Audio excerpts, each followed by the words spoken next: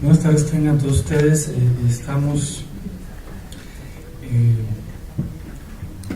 orgullosos de presentar esta primera edición en la Universidad Veracruzana de los Códices de Tierras, los Lienzos de Tuxpan, del maestro José Luis Melgarejo Vivanco. Voy a presentar el panel que hará los comentarios del libro. En primer lugar tenemos a la doctora Sara Ladrón de Guevara, rectora de la Universidad de Veracruz.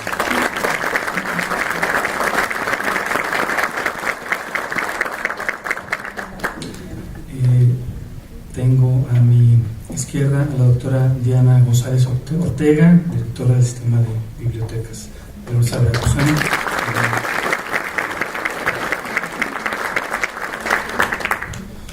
Al maestro Jesús Javier Bonilla Palmeros, investigador del Instituto de Antropología de la Universidad Veracruzana.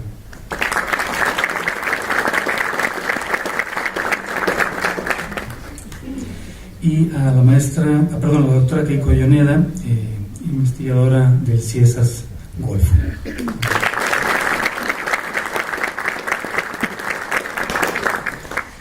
Tenemos el gusto de contar entre nosotros, en representación del doctor Flavino Ríos Alvarado, secretario de Educación y Cultura de Veracruz, al maestro Francisco Alfonso Avilés, rector de la Universidad Pedagógica Veracruzana. Bienvenido.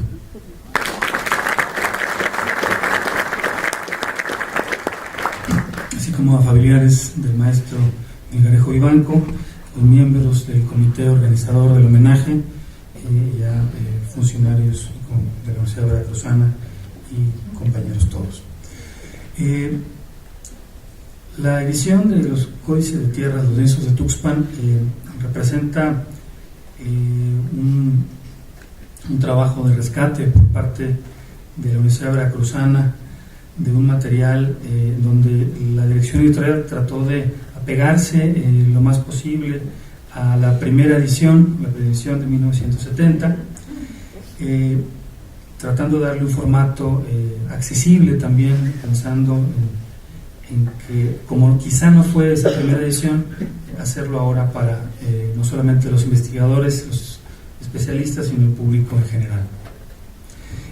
Para comenzar los comentarios, cedo el micrófono hasta mi extrema izquierda con la doctora Keiko Yoneda del CIESAS Golfo. Ella es especialista, arqueóloga en estudio de códices, en especial ha tenido una larga trayectoria estudiando el mapa de Cuautinchan, y le cedo el micrófono. Bienvenida.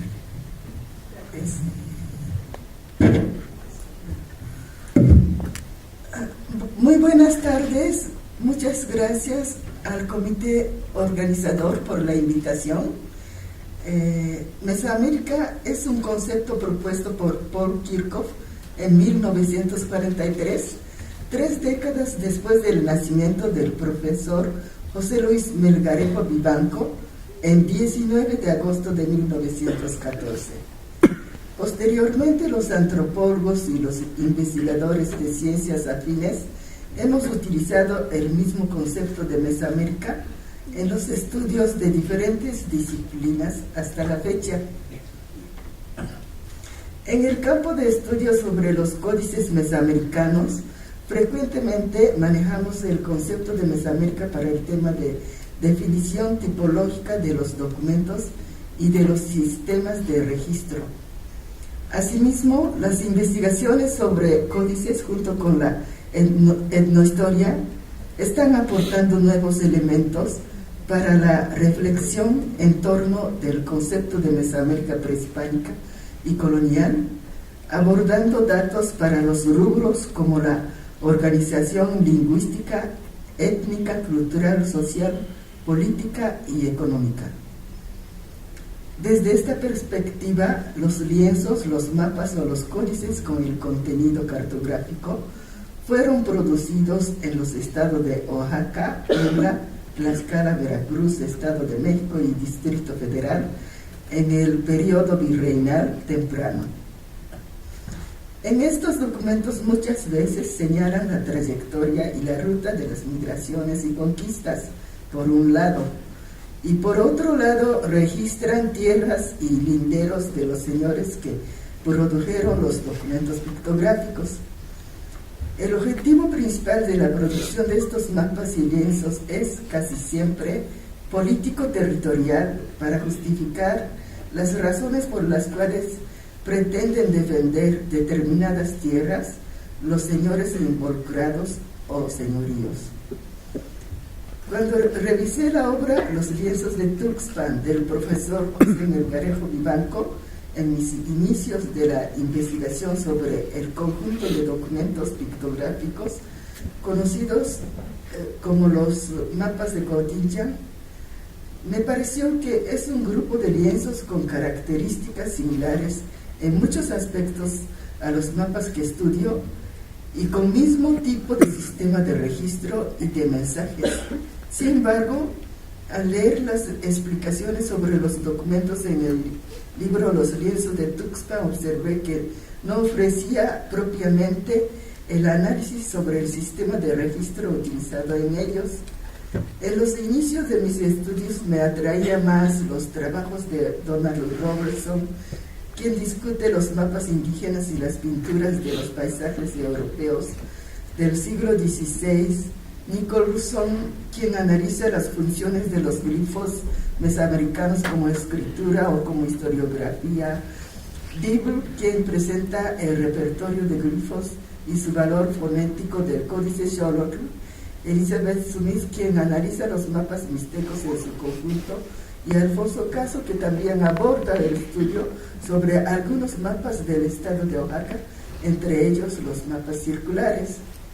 Con el tiempo empezaron a aparecer otros trabajos sobre el aspecto cartográfico de los lienzos y mapas mesoamericanos, como por ejemplo de Bárbara E. Mundi y otros. El año pasado Raquel Urroz presentó en IBEC un libro basado en la tesis que elaboró bajo la dirección de un geógrafo de la UNAM, y el libro incluye el apartado acerca de la investigación sobre los mapas mesoamericanos, entre otros mapas elaborados por los cartógrafos modernos. Estos mapas mesoamericanos ella lo incluye en el apartado de los trabajos con enfoque cultural de los mapas. He observado que los geógrafos mexicanos y españoles estudian los documentos cartográficos autóctonos del periodo virreinal mexicano en el contexto del desarrollo general de la cartografía mexicana y universal. En fin, en los inicios de mis indagaciones me parecía que los lienzos de Tuxpan registran las historias similares a las contadas en otros documentos histórico-cartográficos producidos en México en la época colonial, pero personalmente no había intentado revisar con cuidado el trabajo de don Melgarejo. Al leer su obra para la presentación del libro, me doy cuenta que en el caso de don Melgarejo Vivanco, tuvo que revisar hasta los acontecimientos ocurridos en el siglo XIX, porque para él fue importante explicar el contexto político-social en el cual se elaboró tanto el original en el siglo XV como la copia del documento en 1875. Por cierto, menciona don Melgarejo que el documento en que se basó la elaboración de la copia de 1875 tampoco fue un original, sino que fue una copia. Para él, el mero original que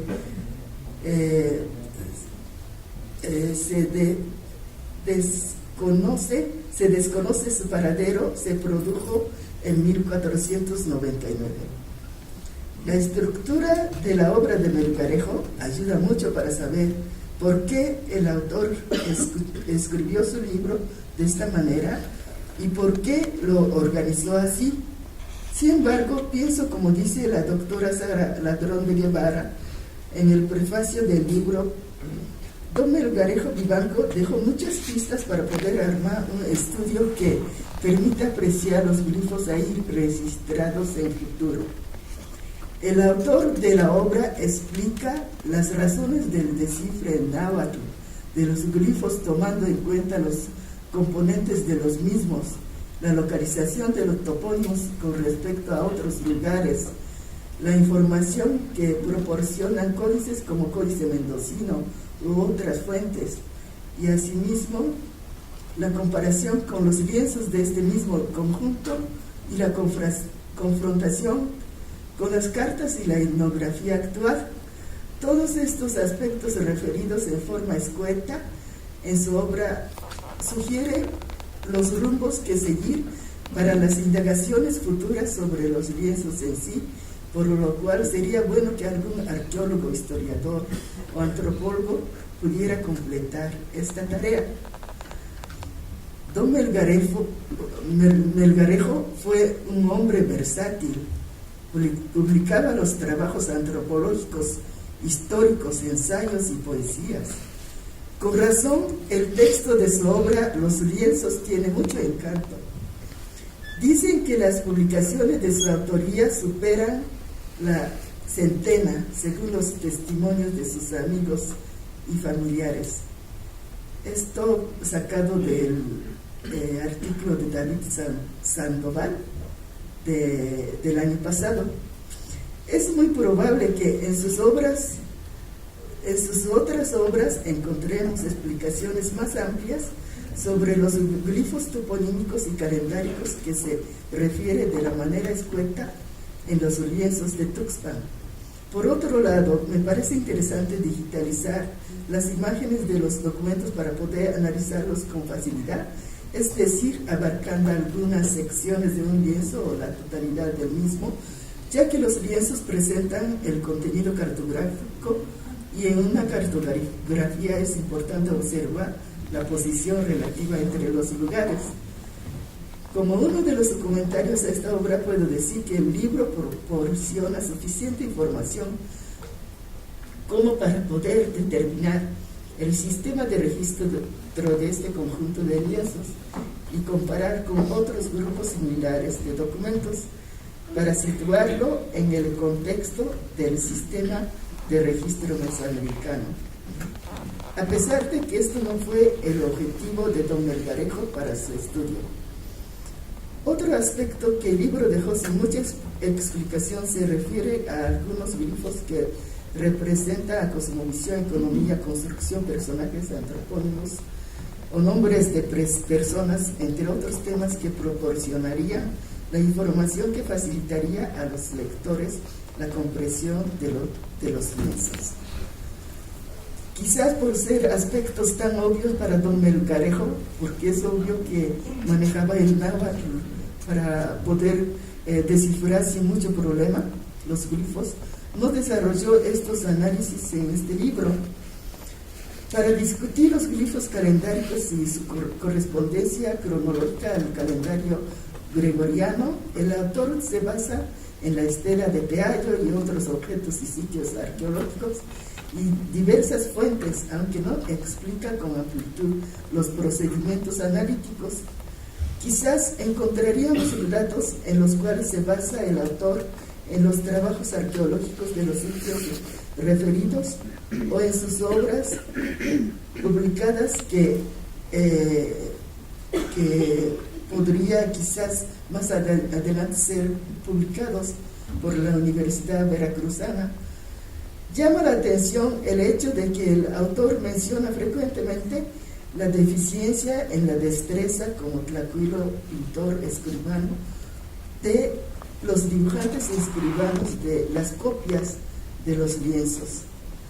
Digo copias, entrecomillado, porque me parece que desde la época prehispánica la elaboración de varias versiones de un mismo documento era muy frecuente.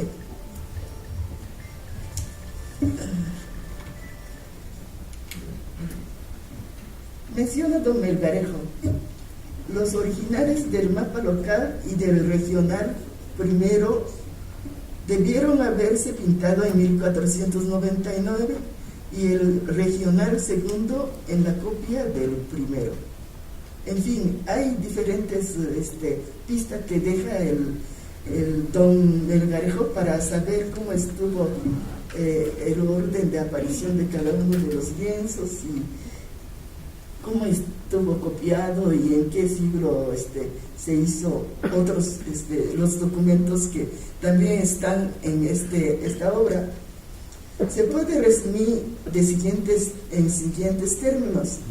Se elaboraron los originales en 1499, las copias de los originales en el siglo XVI después de la conquista, que son mapa local, regional primero y regional segundo. El regional tercero en 1875 por Antonio Pascoli, y mapa grande primero y mapa grande segundo entre 1691 y 1714.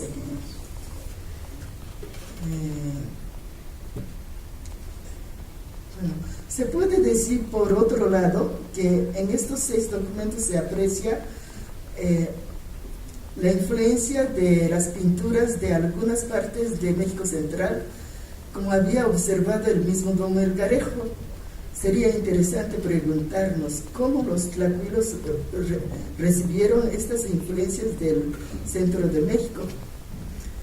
Al redactar el libro Los lienzos de Tuxpan, el objetivo final de don Melgarejo era probablemente abarcar el contexto histórico-sociopolítico del siglo XVI al XIX de la región donde la elaboración de los lienzos estaba involucradas con los conflictos sobre tierras que existía en la zona, ya que su producción justificaba que los señores que los produjeron o mandaron al tlacuilo que los dibujaran tenían derecho sobre esas tierras. Presentó la historia regional en el orden cronológico, basándose en fuentes etnohistóricas, inclusive los expedientes de archivos, abordando siguientes etapas y aspectos o temas de la historia para antes y después de la conquista española hasta el siglo XX. La época prehispánica, con temas de rutas comerciales, sistema tributario, la conquista española, abordando temas sobre informes de encomenderos en la región, el tema del derecho de conquista, los repartimientos, los documentos escritos por el visitador Diego Ramírez, el tema de tasaciones y moderaciones, congregaciones, la merced y la estancia, lo que hicieron los clérigos. Del siglo XVII en adelante va más rápido, porque los capítulos se nombran así.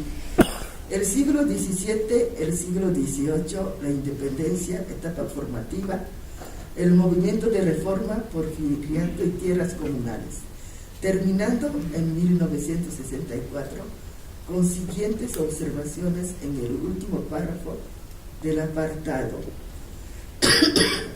Citaré el último párrafo del apartado de don Melgarejo. El año de 1964, conflicto por la tierra en el área de los códices Tuxpan, con intervención de la fuerza pública y noticias en la prensa capitalina, demostraron que no siempre asuntos pequeños a los ojos de una generación carecen de trascendencia, o que bajo superficies aparentes hay profundidades cuya hondura no se cala suficientemente. Aquí se acometió la tarea del sondeo, tomando como clave el siglo XVI.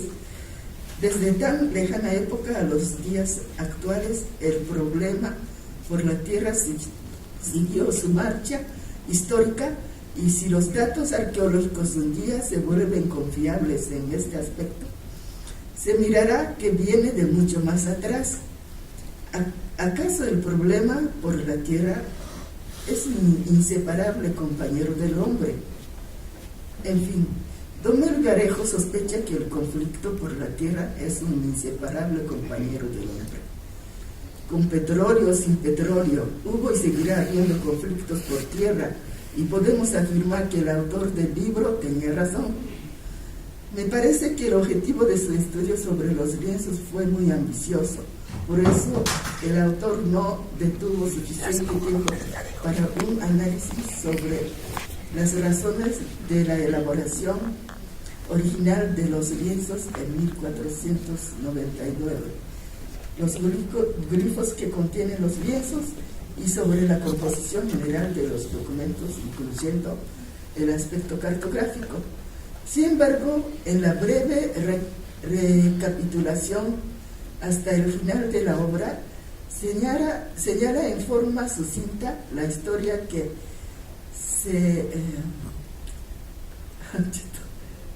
no leo bien mi letra.